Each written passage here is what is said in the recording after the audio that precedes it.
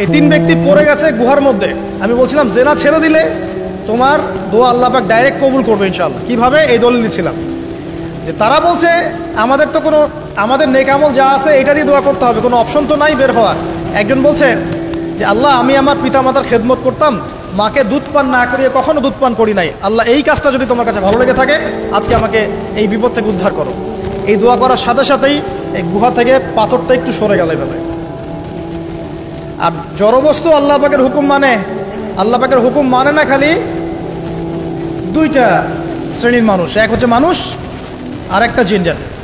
এই পুরো প্রকৃতি আল্লাহ পাকের হুকুম মেনে চলে। আর জড় বলতে আসলে কিছু নাই, যদি আমি বোঝানোর জন্য জড় বলেছি। আল্লাহ পাকের হুকুমে সবকিছু জীবন্ত।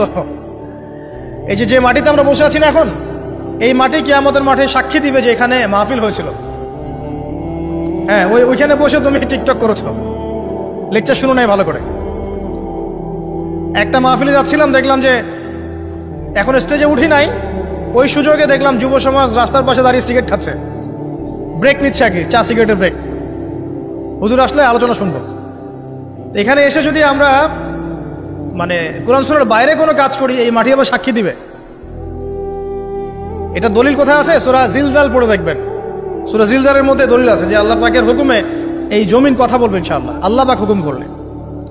জি, তো একটু সরে গেল ওই পাথর। তারপরের ব্যক্তি দোয়া করছে, আল্লাহ আমার একজন কাজের লোক ছিল, সেই কাজের লোক কিছু টাকা পেত, টাকা না নিয়ে বেচারা চলে গেছে, আমি ওই টাকা দিয়ে কিছু পশু কিনেছি, এই পশুগুলো কিনে আমি পালন করেছি। অনেক দিন পর সেই ব্যক্তি এসেছে, আমার টাকা দাও। তখন আমি বলেছিলাম যে এই যতগুলো পশু দেখছো সব তোমার। সেই লোক বলছে, আমার সাথে কি ঠাট্টা করছো? বলছে, না ঠাট্টা করছি না, তোমার টাকা দিয়ে আমি পশু কিনেছিলাম, এই প্রজনন হতে হতে হতে আজকে এতগুলো হয়েছে, সব তোমার, নিয়ে যাও। আল্লাহ কলিজা দেখেন, আসলে দান করার জন্য কলিজা লাগে, টাকা লাগে না। আল্লাহর পথে দান করার জন্যে কলিজা লাগে, টাকা লাগে না। আর কিছু মনে করবেন না, আমি বিভিন্ন মাহফিলে যাচ্ছি, একটা কমন দৃশ্য দেখি এই কালেকশনের। আমার জানা নাই যে এভাবে নাম লিখিয়ে কোনো কালেকশন নবীর যুগ থেকে হয়েছে, আমার জানা। বরং কতটুক দিয়েছে এটা গোপন রাখলেই ভালো। কে দিয়েছে, কত দিয়েছে জানানোর তো কোনো দরকার নাই। দিয়েছে, নিয়ে চলে আসবেন, শেষ। আমরা কাকে সন্তুষ্ট করার জন্য দেই? আল্লাহ জানলেই তো যথেষ্ট।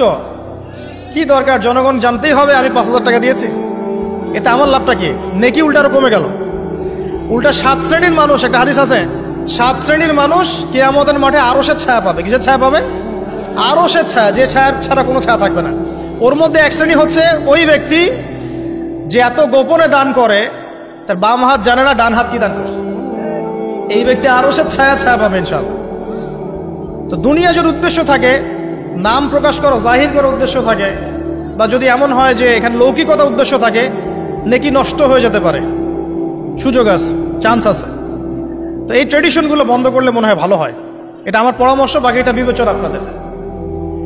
আর এই ব্যক্তি বলছে আমি এই সব কিছু দান করে দিয়েছি। দেখেন, দান করতে কি লাগে? কলিজা লাগে, টাকা লাগে না কিন্তু। আসলে দান করতে কলিজা লাগে। অনেক রিক্সাওয়ালাকে দেখেছে আমরা, 100 টাকা দান করে দিল, মসজিদের জন্য দান চাচ্ছে, 100 টাকা দান করে দিল। আর অনেক দেখবেন বিত্তশালী, ঢাকা শহরে যাচ্ছি বনানী গুলশান দিয়ে, দান করতে চাইলে 2 টাকা দিচ্ছে, 5 টাকা দিচ্ছে। এমন হয় না? দান করতে কলিজা লাগে। আর একটা কথা মনে রাখবেন, আপনি যত দান করবেন আল্লাহ আপনাকে তত বেশি দিবেন ইনশাআল্লাহ।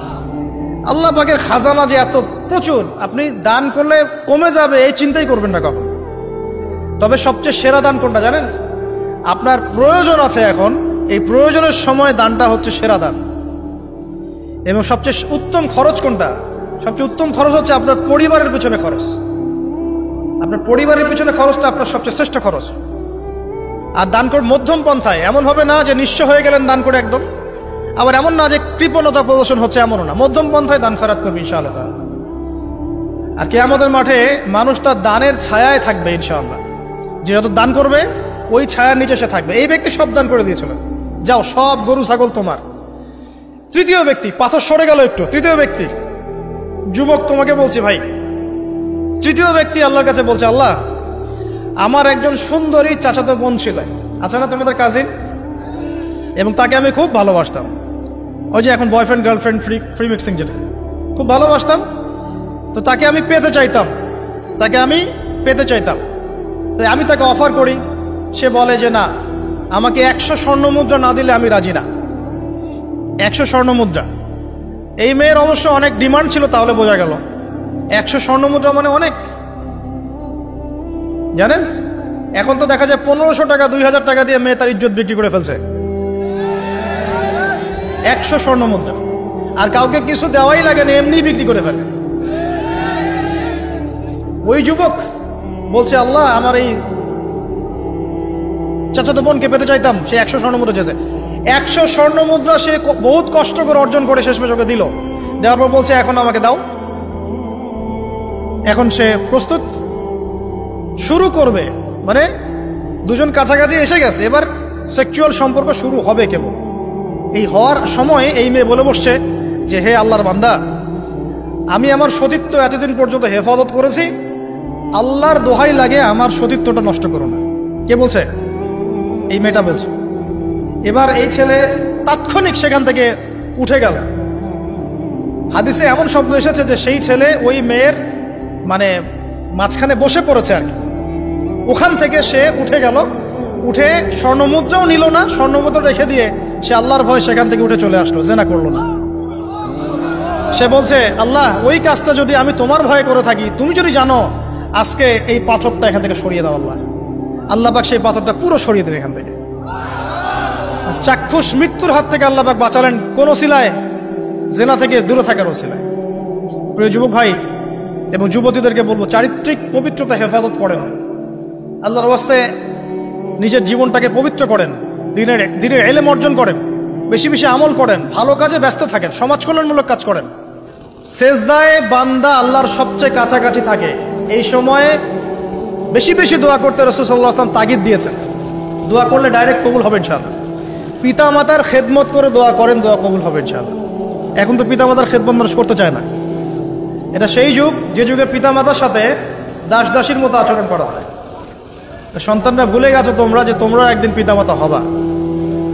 আমরাও কিন্তু একদিন পিতামাতা হব। মনে করেন